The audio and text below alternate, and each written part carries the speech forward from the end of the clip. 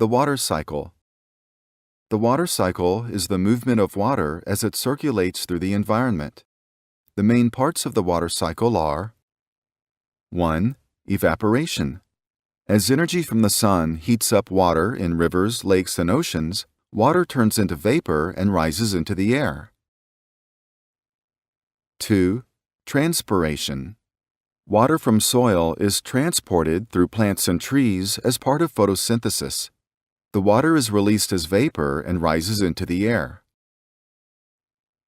3. Condensation. As the vapor rises into the sky, it cools down and turns back into water droplets, which combine to form clouds. 4. Precipitation. Water droplets and clouds collide and grow until the air can't hold them anymore, and the water droplets fall back to the earth as rain or snow.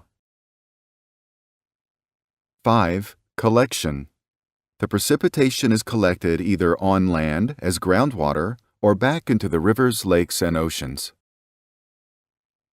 The sun heats the collected water, causing evaporation, and we have the water cycle repeating over and over and over again.